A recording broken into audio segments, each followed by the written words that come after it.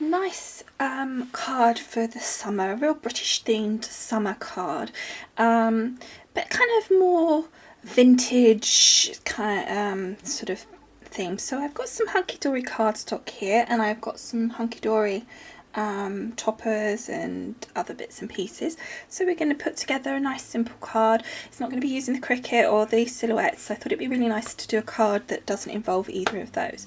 So for my base card, I've got this lovely hunky-dory red cardstock, and we're going to be making an easel card. So I want the red to come through on the base of my card, on that part, and then this bit that folds over, obviously because it's white on the back, will be the white, because I'm on the floor part, as it were. I was going to say the flat part. On the floor part here, it's going to be, I want a red border, but on the part that folds over, I'm not so worried about that. So now I've got my Martha Stewart scoreboard. Now, if we get in a little closer to this, a A4 piece of paper or card is not precisely even on, if you put it in the corner like this, it comes to a point where you would have to score sort of between these two dots. It's actually there. So what Martha Stewart has done is, there's the 0 point, but then there's a little line there, and that's where you line your card up for when you're scoring for A4 cardstock. And then you'll find that it is just the one dot. What you'll find is when you move it over to that point, it comes in at 11 3/4. So that is 6/8.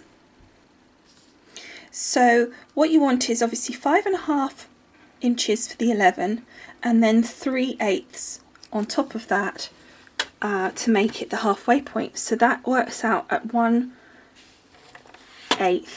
just below the 6th. So we're just going to score. So just line this up correctly. So we're going to score at 5.5 plus 1, 2, 3. It's quite heavy cardstock, so just go nice and gently the first time, so you make sure you stay in that little groove, and then do a few more. Okay, so that's our first score. Now the next one, I'm going to be folding again on the red side, so it actually does need to stay there.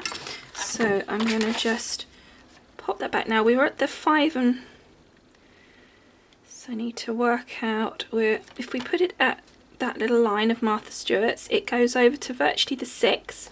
So then if I just jiggle it a bit, we can go kind of halfway between the 2 and score on the 3. And it doesn't, whoops, it doesn't have to be 100% accurate, perfect, you know, within a millimetre, because it's an easel card. It doesn't matter. So essentially what we've done is we've scored our card in half, and then we've scored the half in half, and that will make your easel card. So we'll then fold that like so, which would make a normal card, and then we're going to fold that like so, and that makes the basis of our easel card. So it's a really simple card to make an easel card, and I think a very effective card. And it always looks really good on the mantelpiece because it stands up really nicely and everything. What you do need to make sure is that you score along those lines really nicely with your bone folder, so you get a really lovely crease, because otherwise it just doesn't sit properly. Like so. And there we go. So then you've got a lovely, there. Okay, so we will be putting a stopper in place in due course, but I think that's a nice start. So that's our card base done, so we're going to pop that to one side for a moment. So my piece of cardstock that I've got is this gorgeous kind of seaside-y, vintagey feel. So it's got the lovely stripe and then like the awning at the top. So what I want to do first of all is I've measured, by putting just some little marks, the size of the base of my card. So I need that piece cut out, but I need all of this length, so I need to cut the length part off first, not the top, or else I will mess up. So I'm just going to pop that down into my paper trimmer, make sure it's lined up properly. And if possible, always use the longest side on the side that's got the bit that you can butt it up against, because then you've got most chance of keeping it straight. So that piece I'm going to need. So I'll put that to one side. And then I'm going to cut again on this bit here where I've put the mark. And this piece I don't need at the moment, but I will keep that because that's a great piece to keep. So I'll pop that to one side as well. Now I've decided I've turned it around and I've put the red here and the white here. That's all those cut off, so they're all nice and neat now on the back, and that looks fab at the bottom there. So it's a nice bit. And then we've got our red showing through on the top piece here. So because it was folded the other way and I used my score bone folder, I'm just going to give it another crease just to be sure it's nice and sharp. Okay, so the next thing I need to do is just cut down and take that excess off. So again, just using my paper trimmer, I'm just going to line up as close as I can to that line and then just trim that off. So again, we'll keep that piece, it's perfectly nice for something else. And then you can pop that onto there like so. And as you can see, there's going to be excess overhanging, but that's not a problem. We'll just chop that piece off in due course. Okay, so we're going to do the adhesive on the sides, but not all the way to the bottom, because we know we're going to chop some of that off.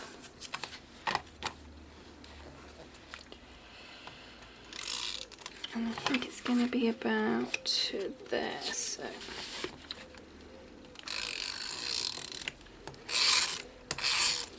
like so. And that gives us that lovely border down the edge here. So then we've just got to line it up at the top crease, but also to make sure there's a nice even gap both sides. Looks about right. And then stick that down.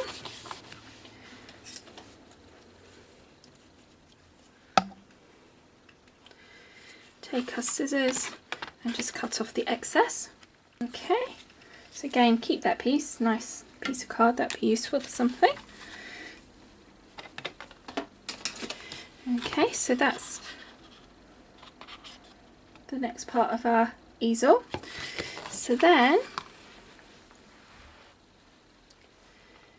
I want to add my border across here that I'm going to use as my stopper. And this is my sheet of toppers that I'm going to be using. And so you can see there's loads of things on here. So I'm going to use this border as my stopper, and that's going to be my image. No, it's not. I'm going to use an image from this card here. That's going to be my image. I want the round one. So it's another one from that collection, and it's their Great British Summer collection. So I just need to pull that out. I rip it past the ends so that you get a little piece of like the blue there, but then we know it's going to fit across. And what I need to do is just chop those ends off with my scissors, and then I'm just going to get some foam tape and put that on the back.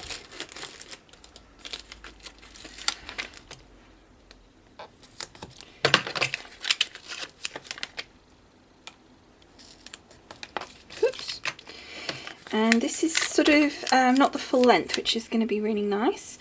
So, because this is an A4 card and the border is slightly shorter, so that's going to give, again, a little bit of that red showing through. So just pull those pieces off. And I want it sitting a little bit back from the other one, because I'm going to put some bits on that. So we're just going to centralise it. Like so. And then that acts as our stopper for our card, like so. So the next thing I need to do is I want to add my sentiment and a couple of little bits on this line down here. This one that says thinking of you, and again it's got the stripes, so I think that would be really cool there. And then I've got these two kind of little elements which I thought would be fun to stick down there. So I've got just a little nick on this one that I just want to tidy. And always check when it's die cuts like this that they haven't got any little nicky bits that you need to get off. And then I'm just going to again grab some of my 3D foam, put the big piece in the middle, take that, cut it down,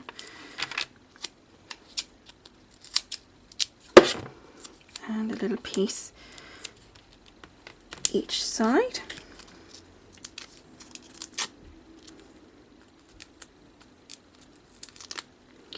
And that can go just about here, I think. And again, being round, I think that's going to really fit in. And then we've got a little square here, so I'm just going to take one of these squares that I chopped, cut this into a little triangle, pop on the back of my little elements here.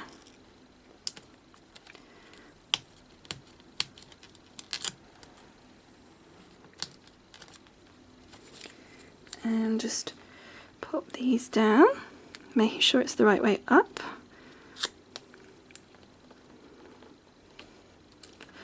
Like that, and again I think that just adds some added dimension.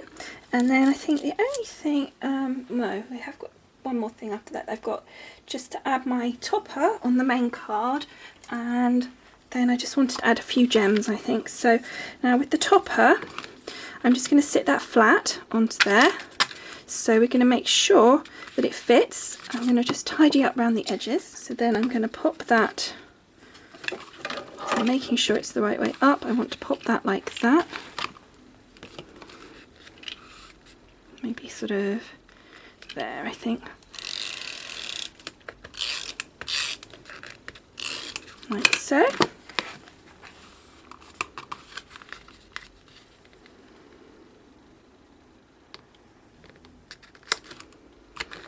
There we go. So that will sit like that.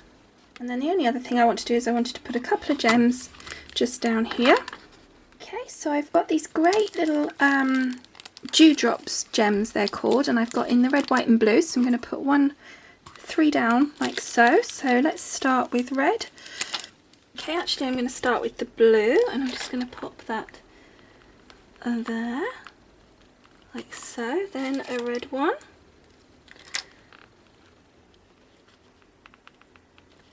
like so, and then it's supposed to be white, but I think it's kind of more like a grey white colour, but I think once it's on here it goes clear. So there we go, so there is our final element and our card. Okay, so I hope you've enjoyed making this card with me today. Oops, there we go. And I'll see you all again soon. Thanks for watching. Bye.